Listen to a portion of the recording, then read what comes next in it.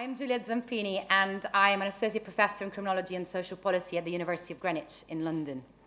And so this event was essentially organized by us, myself and Karen, but it has been part sponsored by the University of Malta and Sandra, who's here. Thank you very much, Sandra, for hosting us. Okay, so the first question that I'm going to ask you, I guess one of the questions that I asked the participants is, what does clubbing or what does dancing mean to you? Or what do dance floors mean to you? So I want to ask you, why do people go clubbing, in your opinion? What's in it for them? Love of music, very good. Fun, to enjoy freedom and escape, to let loose, to let go, to dance and meet people, to break the routine, to relax. Yeah, all of those things. To dance, yeah, very important, let's not forget that. To break from the usual routine, to lose themselves, fun, escapism, escape. I feel like, we're pretty united in our ideas around why people go clubbing in the room. And indeed, lots of this stuff also came out in the documentary, when people were talking about their motivations for going dancing. So yeah, music, escapism, fun, etc. Brilliant. So I should mention this because I feel like I haven't really given it enough time.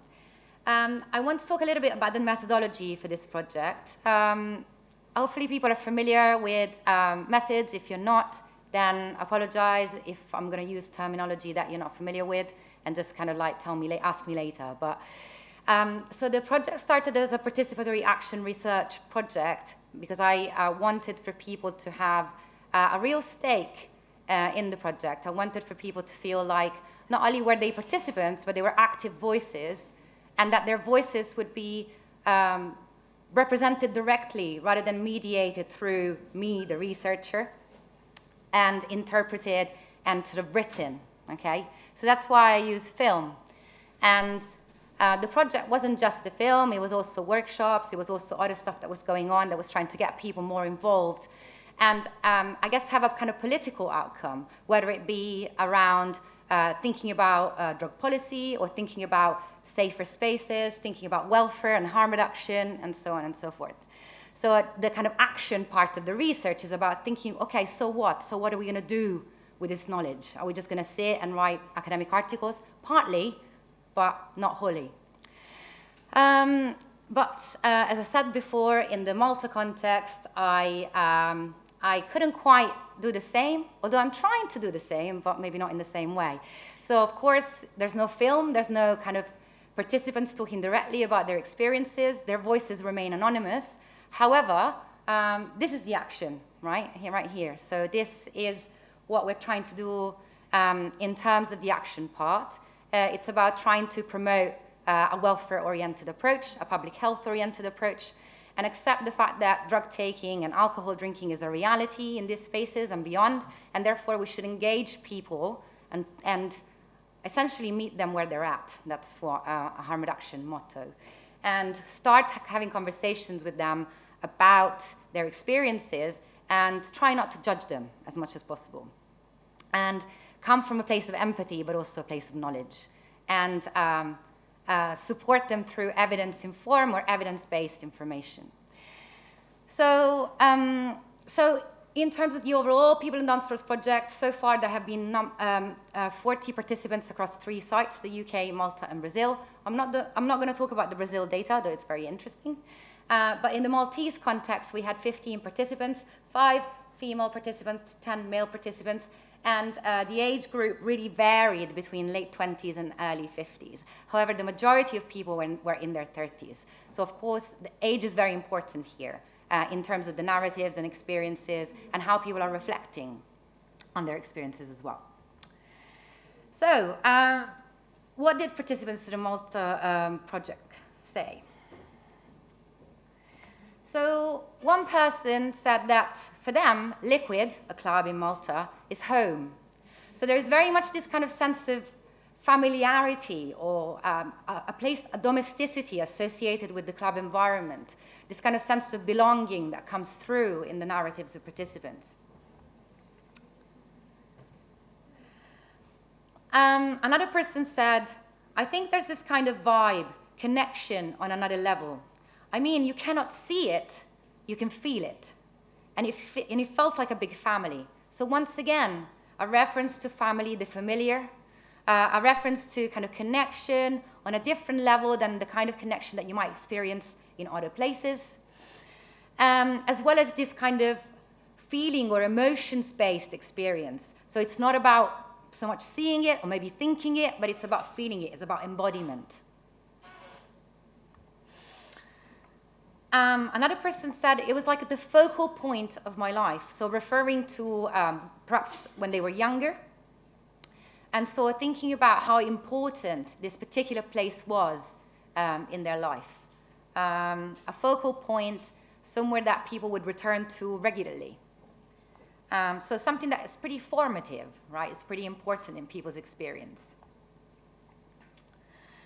In terms of themes that emerged across the sample, I think that what's really interesting to me is that beyond the ones that we've already encountered, like music loving, enhanced perceptions and experiences, or enhanced perceptions and experiences of the music, transcendence, or the idea of like crossing the boundary. There's also some other things that I think are worth thinking about a little bit more. I mean, freedom of expression, many of you have already spoken about this. Things that I think are thinking about a little bit more is this idea of being outside of the parameters of bodily control. So it's not just about everyday life where, you think the drudgery of work, the kind of repeating the same actions day in and day out. But it's also about what that does to the body. So, we often think about the drudgery of work just in terms of the mind and not enough in terms of the body. What it means to be sat for 8 hours a day or doing the same movements for 8, 9, 10 hours a day.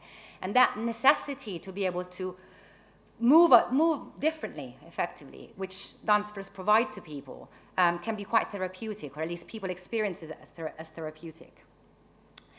And of course, the idea of community and connection and sharing that has been kind of mentioned in the Maltese participant sample, that is also connected to a sense of belonging and familiarity with the place. And of course, we also know that belonging and familiarity is necessary for people to feel part of a community, and that being part of a community is necessary for people's health, both mental and physical. Okay, so next question for you. Why do people take drugs on the dance floor?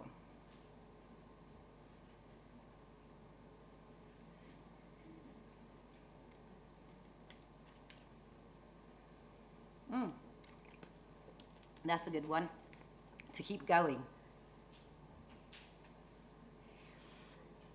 I always imagine like a young child who's just kind of like in a frenzy, kind of dancing in their room or something, and they can just keep going because they've got the energy of a child. And then when people get older and maybe they still want to let their inner child free sometimes, but they might struggle to do that because they've got more constraints, social and cultural constraints, bodily constraints, expectations, lots of different reasons why they might need something to keep going. So drugs can help with that. Reducing inhibitions, fun, building confidence, so feeling like all those constraints all of a sudden don't matter anymore. Feeling closer to the music, feeling a sense of liberation, elevating their experience, enhancing experiences, having fun, feeling freer. The fact that drugs are available, I mean, obviously that's very important too. The availability of alcohol for one thing, but also other drugs being quite easily available. There was a lot of discussion a couple of years ago in the UK context about how it was faster to have cocaine delivered to your house than pizza. So there was a lot of newspaper articles going on about that. So accessibility and availability is important as well. To feel looser, be more comfortable to express oneself, escapism, to feel a sense of belonging as well, lose inhibitions, to have energy but also to relax. That's kind of like in opposition, I guess, but good. To be able to drink more, that's an interesting one. I don't recommend drinking and taking drugs, by the way, definitely, especially if it's cocaine, because the liver doesn't process it very well. And to be able to go on, depends on the drug, very good. I mean, this is actually something that we should think about a little bit. The reason why we refer to drugs, plural, and without actually making distinctions between different substances, is because drugs are controlled, they're illegal. Therefore, when we talk about other drugs like coffee, alcohol, tobacco, we actually talk about the individual substance, and we know very well what kind of effects that might have. But when you talk about illegal drugs, we just use this kind of, amalgam word, drugs, without really saying what we mean. And so that's how we're used to talking about it. And maybe, actually, that's not a very useful way to talk about it, because, of course, there are different drugs with different effects, very different effects. Sorry, I should have, I think, let me just see, disinhibition, loving the feeling, peer pressure, that is a very interesting concept of peer pressure. So I think there is an idea that, young people get pressured by their peers in order to, and end up taking drugs, even if they don't want to, or even if they know better. However, I think more recently, a different idea of this around this has emerged, which I like to call peer culture. So there's different cultures of peers, different cultures within communities, and those communities might kind of initiate people, as they enter those communities to into certain behaviors, certain activities, and drug taking might be a part of it. And I think that in some of those communities, some of those peer cultures can be, be kind of caring and perhaps informed towards safety. And in other communities, those kind of cultures can be perhaps less safe and maybe more dangerous, more harmful. And that happens not just with drugs, but also other things like sexual behavior and, other things, other risky kind of activities. Drugs can be cheaper than alcohol, fair enough. Connecting to music and other people. Alcohol is depressing. Yeah, lots of really, really interesting ideas. Let's see how this compares to what Maltese people have said. So, for some people, taking drugs is a big part of who they are. So, in other words, it's something that in some way defines their identity. It's important in terms of their kind of formation of their identity. So people feel like without those drug experiences, they wouldn't be who they are today. Another person is saying, everyone having a good time, and the connection is created because there is this synchronized energy. So again, there is a reference to this connection and energy that is enhanced through drug taking. But also here is mainly about kind of like an exceptional good time, okay? And I think it sort of chimes with what some of the things that, that you said in the room. One person says, it makes me feel my body more, my movements more. I can feel the music. I can deconstruct the music, and I can dance even better. So again, it's about enhancing embodiment and experiences. And this is very much in line with what most people have said about enhancement. And so it's very much aligned in terms of people having repeating the same kind of line or things along the same lines. So in terms of themes that have come up across the sample, fun and adventure, drugs go well with music, so all things that we're already familiar with that we've spoken about. But also, I think, an enhancement as well. But two of the themes that I found, I think, most interesting were these two. The fact that drugs have pro-social functions, meaning that drugs actually encourage people to connect with others. And therefore, this kind of, I think, stands in contrast with the way in which sometimes drugs are depicted as antisocial. Often drugs are depicted as promoting antisocial behavior or causing people to basically be isolated. And I think that can be true, of course, but that's not the whole story. And so I think it's important to also consider that drugs can have pro-social functions. The other thing that's interesting in terms of what came across in the sample and the narratives was this idea that drugs can facilitate both extroversion and introspection. So they're not just about, going out and dancing and connecting and talking to people, but it's also about kind of, thinking inwards and kind of reflecting within ourselves and enabling a different kind of thought process or cognitive process to emerge, and also giving us some insights into ourselves, who we are, situations that we're in, problems that we're encountering. So the final thing that I want to focus on today, in part because I think it's important in the context of, I guess, what we want to try to do in the future, is the discussion about education around drugs. So I've got a little kind of quizzy thing. So the statement that I have for you is, talking about safer drug use will, and then you have to make a decision by scoring these kind of 4 options. Will it help people make more informed decisions? Will it encourage more drug use? Will it promote a freer society, perhaps? Will it combat stigma?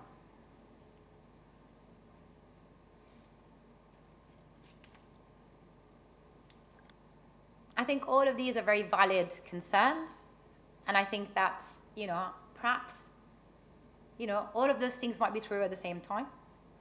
And of course, how we score these things depends on our existing views and beliefs and opinions and so on. And I think, obviously, the drug issue is one that stimulates a lot of polarization and controversy, because people have very, very different views about whether drugs are right or wrong, for example, and whether we should abide by the law, or whether the law doesn't really, isn't really there to serve our interest. But beyond that, I'm glad to see that most people in the room agree that to talk about safer drug use will help us, at least, to make more informed decisions. Okay, so my next question for you now is, what were your main sources of education or information about drugs growing up? School? Media? Internet? Google? God, I didn't have Google growing up, so. Friends? School, but not much info. Experiences? School, TV and social media, TV and media, personal use, friends again, online, older siblings, family, workplace, life skills at school. Do they teach you drugs as part of life skills?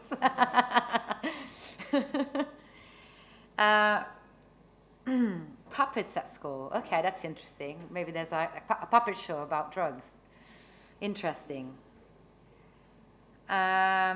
Media, again, movies. To say no to drugs and be proud of it slogan on every copybook used for school. Okay. School, then internet. Arrowhead. Oh, that is a good source. Old school. Before social media, this. Dare. Okay, yes, I remember that campaign. Again, some people might be too young to remember. School and movies, school, family members, Sadka posters hanging on the local clinic walls. So a real mix of, I guess, resources. Schools, the internet, kind of a mainstay, I guess.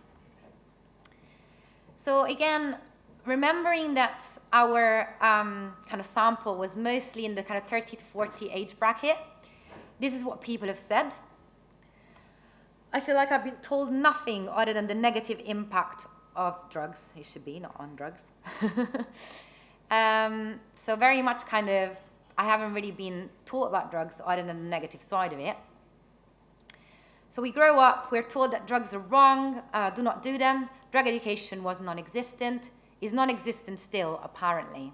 So this was based on a conversation that somebody had with a younger family member who was in school at that particular point in time, just to give you some context.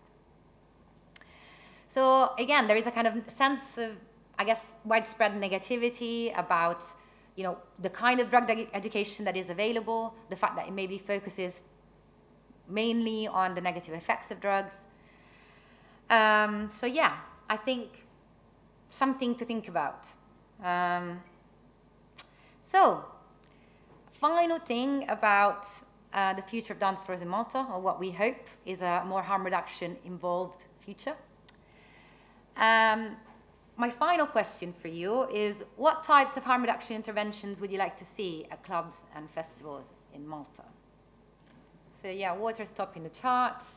But also, interestingly, drug checking on site is also a bit popular, which is good to see. Welfare stuff. Welfare stuff, hydration sachets, information about substances. So, yeah, I mean, oh, okay. it's rising, but I guess the primary aim of a welfare information service is to think about welfare in a very kind of wholesome fashion. So we're not just thinking about welfare in relation to drug use, but we're also thinking about other types of things that people might need if they're in a situation of vulnerability, if they're not feeling well, if suddenly someone has come on their period, they might need some sanitary towels. Or if they're being harassed. If they're being harassed by someone, they might just need a quiet, chill out space to be able to take a time out. So to have a welfare space in these contexts where people often can be very vulnerable, again, not just because they might be using drugs, but also because they're making themselves vulnerable in that space, is what we might define a risk environment.